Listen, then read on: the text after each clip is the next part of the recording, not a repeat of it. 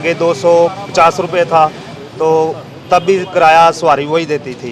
अब 275 रुपये हो गया है, किराया सवारी वही दे रही है। इन लोगों ने बड़े दावे किए थे कि हम आगे महंगाई कम करेंगे और ये मज़ीद पेट्रोल बढ़ाई जा रहे हैं, कीमतों हर चीज़ की कीमतें बढ़ी जा रही हैं। लोगों की कमरे टूट गई हैं महंगाई से कम इसको कम करें, पेट्रोल कम करें। पेट्रोल महंगा होने नाल परेशानी वध गई है, महंगाई ज़्यादा वधेगी, गलत होया। पेट्रोल बदलना नहीं चाहिए, घटना चाहिए सी।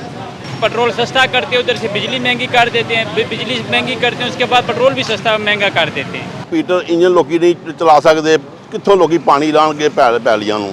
ਹਾਂਜੀ ਇੰਨਾ ਪੈਟਰੋਲ ਮਹਿੰਗਾ ਕਰ ਦਿੱਤਾ, ਕੱਲ੍ਹ ਨੂੰ ਚੌਲ ਬਹੁਤ ਜ਼ਿਆਦਾ ਮਹਿੰਗਾ ਹੋ ਜਾਣਾ।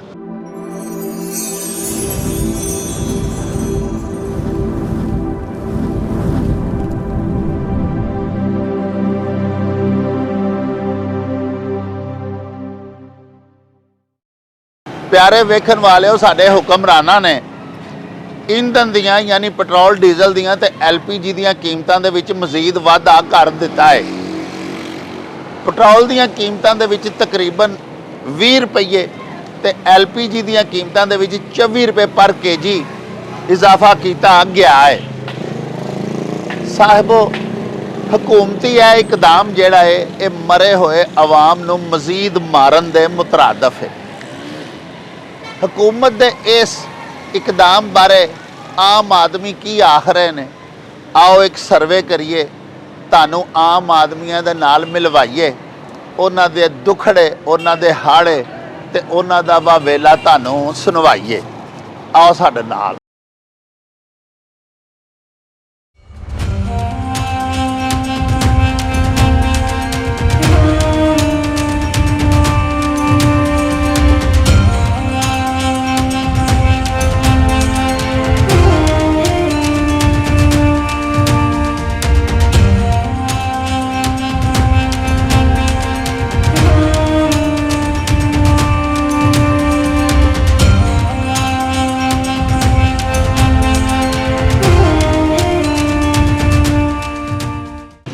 पहली बात तो सर ये है कि जो पेट्रोल महंगा हुआ है, हम जो रिक्शे वाले हैं तो हमारी पहुंच से ये बहुत बाहर चला गया है।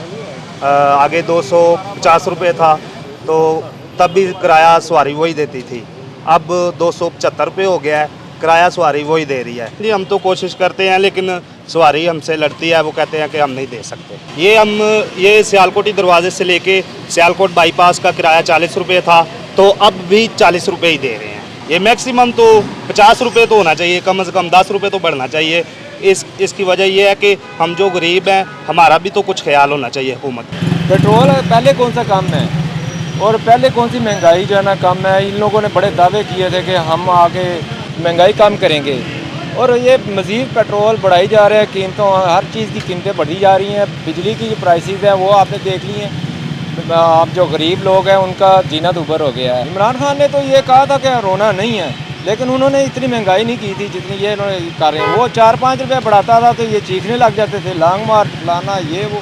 लेकिन अब इन लोगों ने इतना जुल्म की इंतहा कर दी है कि आम बंदे का जीना दुभर हो गया है। हमारे बस से बाहर है, हम पेट्रोल पूरा करें, घर के अखराजात पूरे करें या बिजली के बिल दें या गैस के बिल दें, जितनी कीमतों में इजाफा इन लोगों ने कर दिया है।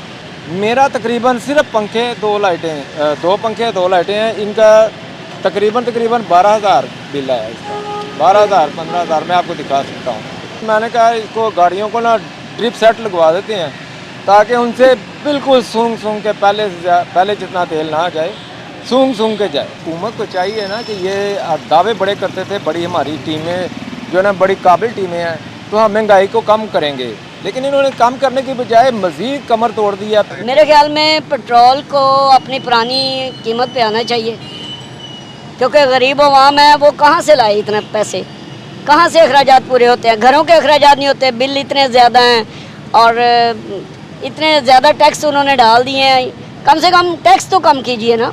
ये तो पाकिस्तान के साथ मुसलसल ही चलता रहता है, कम तो होता नहीं है। कभी कम हुआ 10 रुपये कम हुआ तो 20 रुपये बढ़ जाता है, 20 रुपये बढ़ता है तो 10 रुपये कम कर देते हैं। ये कोई बात नहीं है, मुसलसल इसको कम रखना चाहिए।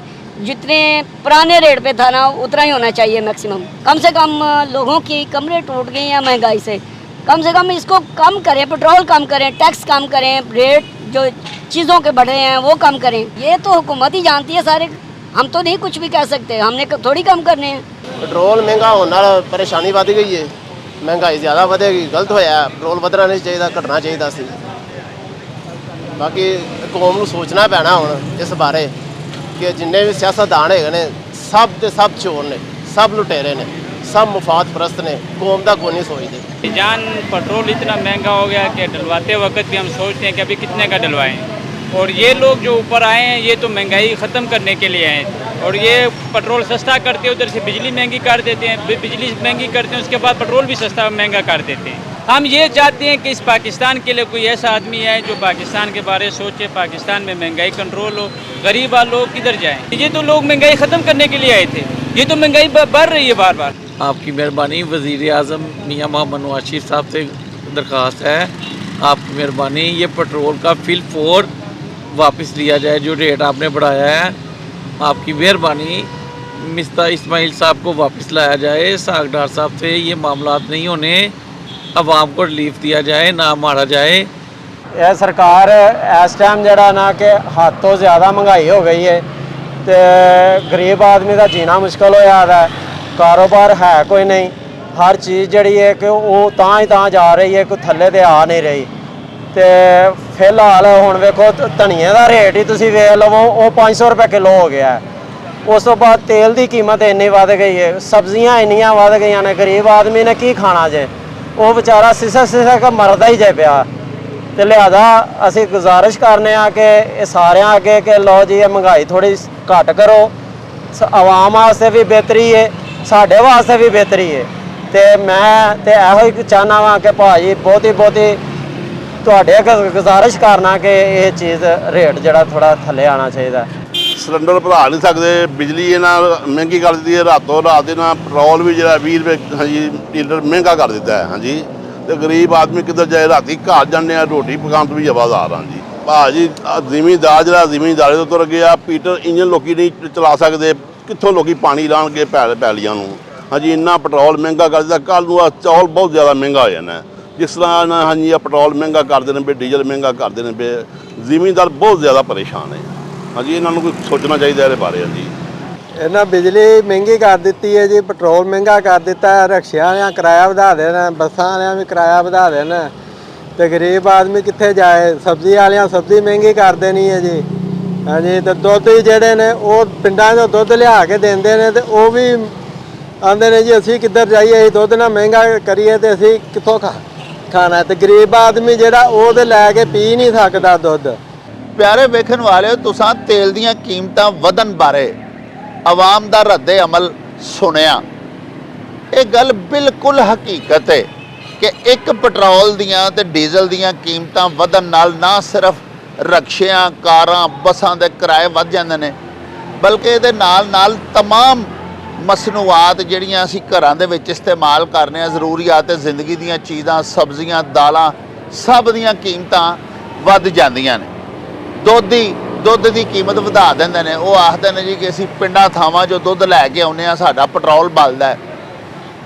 ਜ਼ਿਮੀਂਦਾਰ ਲਈ ਜ਼ਿਮੀਂਦਾਰਾ ਕਰਨਾ ਮੁਸ਼ਕਲ ਹੋ ਜਾਂਦਾ ਹੈ, ਕਿਉਂਕਿ ਅੱਜ ਕੱਲ੍ਹ ਮੁੰਜੀਆਂ ਲੱਗ ਰਹੀਆਂ ਨੇ, ਬੇਤਹਾਸ਼ਾ ਪਾਣੀ ਦੀ ਜ਼ਰੂਰਤ ਹੈ, ਲੇਕਿਨ ਜ਼ਿਮੀਂਦਾਰ ਪੀਟਰ ਨਹੀਂ ਚਲਾ ਸਕਦਾ, ਡੀਜ਼ਲ ਇੰਜਨ ਨਹੀਂ ਚਲਾ ਸਕਦਾ, ਕਿਉਂਕਿ ਤੇਲ ਇੰਤਹਾਈ ਮਹਿੰਗਾ ਹੈ। ਬਿਜਲੀ ਉਂਝ ਵਾਰੇ 'ਚ ਨਹੀਂ, ਆਟਾ ਚਾਵਲ ਜਿਹੜੇ ਨੇ ਉਹ ਇਸ ਵੇਲੇ ਵੀ ਗਰੀਬਾਂ ਦੀ ਦਸਤਰਸ ਦੇ ਵਿੱਚ ਨਹੀਂ ਹੈਗੇ, ਲੇਕਿਨ ਹੁਣ ਅੱਜ ਤੋਂ ਬਾਅਦ ਤੇ ਉੱਕਾ ਹੀ ਨਹੀਂ ਰਹਿਣਗੇ, ਕਿਉਂਕਿ ਕੀਮਤਾਂ ਮਜ਼ੀਦ ਵੱਧ ਜਾਣਗੀਆਂ।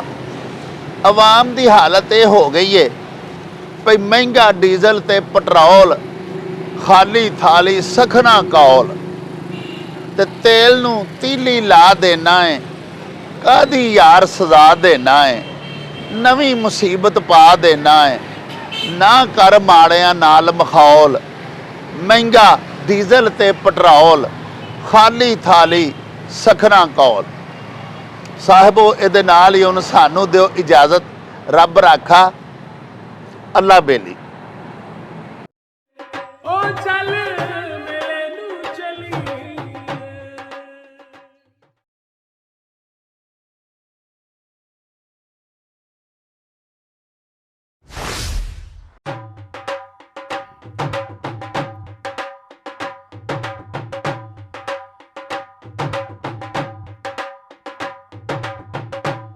रौनक हो जाऊं चट में चल मेले नू चलिए ओ रौनक हो जाऊं चट में चल मेले नू चलिए मल्ला कट कुड़ते दे वट में चल मेले नू चलिए हाय चल